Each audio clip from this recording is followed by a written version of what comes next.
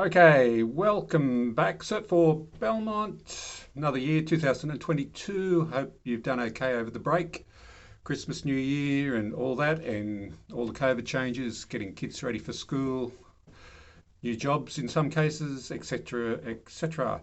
Anyway, just wanted to do a quick welcome and intro and give you a little bit of an outline, particularly for the first week. First day back's next Monday, the 31st of January, and I'll send out a copy of the revamped timetable. I believe there'll be a couple of new teachers on the Monday. You'll have Megan in the morning and Andrew Hawkins in the Arvo, and I'll be doing Tuesdays as per usual. And my stuff is around community development to start with, and there's also a homelessness unit that I'll have a look at. Some of you guys that have done the Cert 3 in community services will have done that homelessness unit, so you get credit. So if you were with me during the Cert 3, you've got a bit of credit in RPL. But the important thing for me, the first Tuesday back, Tuesday, February the 1st, I've actually got training on that day. So some training I've been trying to do for a couple of years, just trying to fit it around at most convenient time. Decided to bite the bullet and do it, but it's around domestic violence assist training, and I'm doing that with Lifeline, and that's actually at the Belmont Bowling Club, I think it is, and that's face to face. So they're out there face to face. So what I've got to say, look, we're looking at doing face to face from the get go. Certainly I am, and I believe Andrew is, and I'm pretty sure Megan is. So we'll double confirm that in my email. First Tuesday, I won't be there. That's why I'm doing this little video. I'll give a little intro, very basic intro to community development stuff here.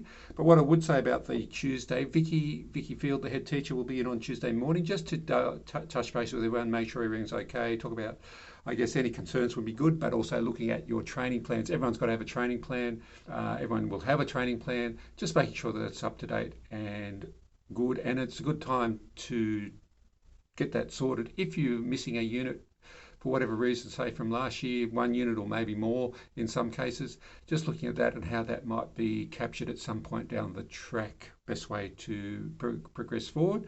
If you've got everything covered, that's really good, but still touch base with Vicky and have a bit of a chat. Okay, just briefly about my stuff.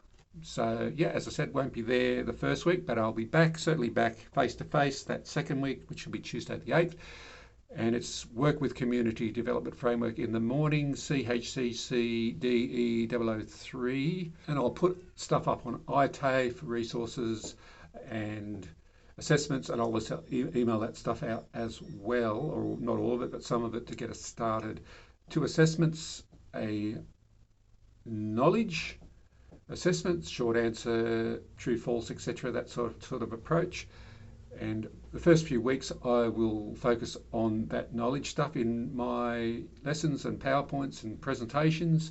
So I'll have presentation 1 up, and there should be a little bit of info if you want to make a start on trying to have a go at the knowledge assessment for the first few questions perhaps. That's optional, but we'll certainly, as I said, class time we'll be looking at that knowledge stuff, and then we'll sort of transition into some practical stuff. With community development, it is about engaging with agencies and getting some sense of what they do and reporting that back in a broad snapshot. But where it does go, there's a second unit around community work, if you like, and it's about community programs or projects, and it's CHC CDE007. And I guess for me, the transition from the theory of the community development stuff into that more of a practical doing thing with the community programs, and I'll talk about that in more detail, but it is about doing something, and I've got some ideas around how we could approach that as a class and sort of make that transition from the theory to the practical. So I'll talk, it's probably better to talk about that on face-to-face, but the idea is getting towards approaching the middle of the year sometime, that second term back, we'll be trying to do something in a project sense and something practical. Hopefully we can engage with organisations, bring them along and work with them. But I am thinking about something from the Belmont campus as an event or a project, but I will talk about that in more detail, as I said, as we progress through the weeks. Just briefly, I do have a PowerPoint as a starting point. I guess, what do you think community is? Is it about where you live? Is it about the organisations and the groups that you engage with? It could be interest groups or sporting groups. Is it about some sort of cultural groups? Is the TAFE a community in itself? You're a study community, a learning community. So, I guess we all probably have different experiences about where we live and what sense of community we have there as well. But location, maybe place of origin, country of origin, is also sort of linked to the idea of community. So it's broad, it's rubbery, but I guess it's about this subject, the community development. In short, it is about engaging and working with groups in the community or the community broadly. But as I said, that's a rubbery subject or a rubbery concept of what is community, but certainly the idea of working with groups. And I guess traditionally in welfare work, social work, community work, we might be looking at the individual to start with, and we're doing that in some sort of individual plan, the case plan, some sort of crisis intervention at that individual level. Community development is looking at that transition from the individual to the group. And it could be, in simple terms, that individuals that we work with, there might be a common story or a common issue or a common theme, and get those people together and they can come up with some sort of workable solution. So in a nutshell, it's about that transition from the individual to the group response. And for me, I've certainly had some experience working in that community work process or space, and it's certainly back in the working at Sugar Valley Neighbourhood Centre at West Wallsend. It was the idea of working with young people and trying to, from that community perspective. Then I took that sort of philosophy into some other jobs. I was working with young people in, again, a homelessness situation up in the Upper Hunter at a place called Cayuga, actually, with Youth Off the Street, 6 young fellas, homeless, nowhere to stay, but trying to engage with the community. It wasn't just about working with them. It was about engaging with different groups, whether it be the education and skill community, the sporting communities. And I guess we were blessed in that we had some good land and horses and paddocks and things like that. So the idea of trying to, some community garden type stuff, because we had those resources, some community horse sort of activities, so it was, I guess for me, the benefit was those young people weren't just insular and looking at, what they needed to do. It was about embracing the wider community. So, it was bringing, I guess, those concepts there. And then I worked specifically as a community development worker at Lake Macquarie, and I've got some, at least one sort of insight into that at some point. But the idea of working with, I guess, an interest group of young people around graffiti art, I'll put that out there, young people that were passionate about doing their art, and I guess, using that in the community and trying to make that transition from graffiti art as a negative thing to community art as something positive for those young people.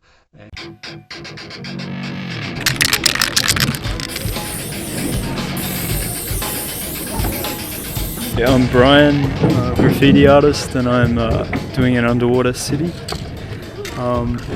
This is a really big panel here, Brian. It's quite large. Describe the underworld city that you're painting today. It's pretty retro, trying to do it a bit, 30s style, like some of the old science fiction magazines you used to see. Got a big chrome effect over all the buildings and a big orange glowing orb. Trying to invoke some sort of old science fiction movie feel. You've certainly achieved it, especially with the colours you're using too, these greens and oranges and blues and purples. Thanks, man. Tell me, how did you get into graffiti art? I just had a couple of friends that did it, and I was doing a lot of drawing, and they just suggested that I should pick up the can, and I picked it up and I was pretty good at it straight away, so I guess I kept doing it because of that. This is pretty different to normal graffiti. Normal graffiti is a bit of a focus on the tag, isn't it? Yeah, on the actual name or whatever. It's a bit more ego orientated, maybe. I don't know. And where to from here? Do you reckon these will be shown in public spaces? Hopefully. I'd like to see a bit of a gallery going around shopping centres or public spaces like that. Hopefully I can get some more walls from local businesses and get paid to do some work. Yeah. Do you think that's going to help if you spray paint the wall of a local business? Yeah. Is that going to stop other graffiti artists spraying their tags over the top of what you've put there? Yeah, the younger guys are usually tagging, trying to emulate or the older dudes that do pieces and stuff. So yeah, they have a bit of respect for the actual artworks, so they won't go over them. Well, that's the theory anyway, isn't it? Yep, it usually works. Yeah. So if there is a business and they've got problems with people coming along and putting graffiti art all over their walls, something that's a bit more artistic like this may be the answer. It is the answer. No, it's definitely better. Well, it looks better, I guess, as well, doesn't it? Yeah, I've had a couple of walls where I've done this, and yeah, it's dramatically decreased the instances of tagging. So, and also a lot of the graffiti artists that I know, if they do a wall for a business, they'll protect the wall from tagging anyway. They'll come back and fix it up for the shop owners. So that's always good.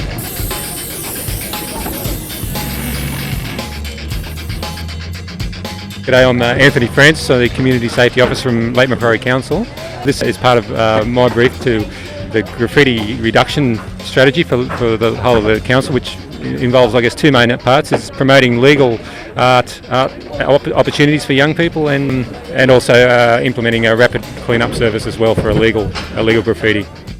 Fairly interesting artistic expressions here, haven't we? It's different sort of graffiti to what you'd expect to see anywhere else. I think what we've got here is probably a range of styles. I mean, we're looking at one that probably would be classed as more of your traditional offensive graffiti, which people would have trouble relating to. Then another one is more of your standard underwater theme, which I think the community in general would have no trouble looking at and accepting it as art.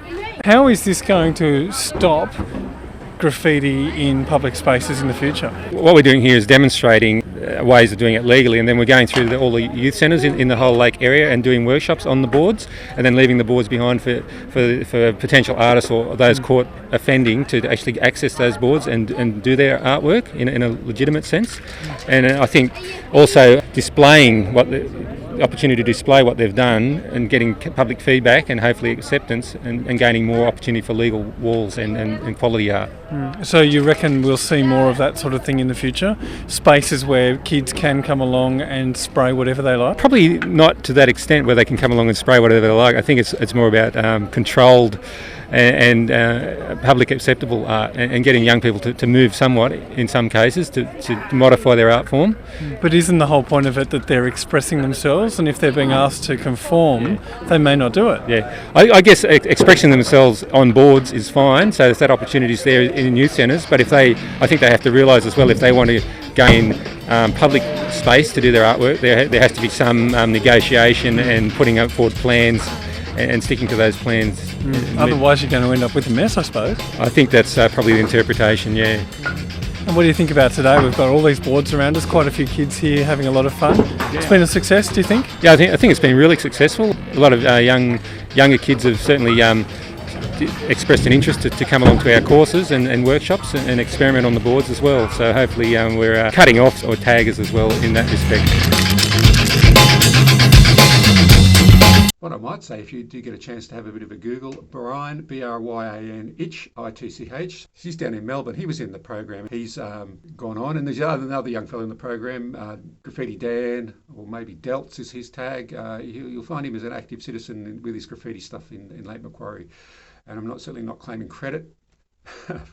The credit lies with those where they were young people. But I guess that idea of that transitioning from individual to group. There's one little activity that we will do in class, but a river, and there's a bunch of babies floating in the river and going over a waterfall. This is terrible. They have a meeting in the community. What we're going to do, we're going to have people around at the rocks and pluck the babies out of the river before they go over the waterfall. And so that's quite tiring. They have to have people on those rocks 24 hours a day, a roster system. The idea that we'll get those babies out and save them. So I guess that's a metaphor for, our modern day society. I guess emergency services is like those people standing on the rocks at the waterfall, plucking the babies out. Those emergency services dealing with people in crisis, whether it's homelessness or violence or schools not working, alcohol and drugs, addictions, mental health, some sort of big crisis point, and there are crisis services that are the most essential. But someone, I guess the proverb goes, someone said, well, what's going on up the river? Where are these babies come from? So in terms, to me, of community work, all those crisis things happening, what's going on in our society from the time people are born to the time they, get to school, get older. What are those things along that river that are happening that end up causing some sort of crisis? So I guess for me it's that thought of community work. What are the sort of things, perhaps their programs, perhaps their interventions, things that can be done and put into place along that river to try and prevent the number of people going over the waterfall in a crisis point, if you like. So that's for me how I like to frame community work. It's about trying to get some stuff up front, early intervention, if you like, working with groups, and usually it's the groups that drive and have the answers. So the people that we're working with, they're the ones that have a lot of the answers and the knowledge. So it's that strength-based approach, and it's also in community work. There's a thing assets-based, but we'll have a look at that as well and try and apply asset-based in a practical sense as we get into it. Just about enough for now for this little intro. A few little concepts that I've just thrown some seeds about the community work, community development, what it's all about. For me, Tuesday the 8th, looking forward to getting back into it and looking forward to seeing you all in class. Let me know if you've got any concerns about coming back to class, and we'll sort of, if we can work out perhaps a way forward. All I really wanted to say at the moment, I'll try and put some stuff down in the email as well to help guide this. All I'll say now is toodle pips. Hope you're having a good day, and catch up with you on Tuesday the 8th. And maybe I'll have some interesting stuff too from the training on the DV Assist. Bye for now.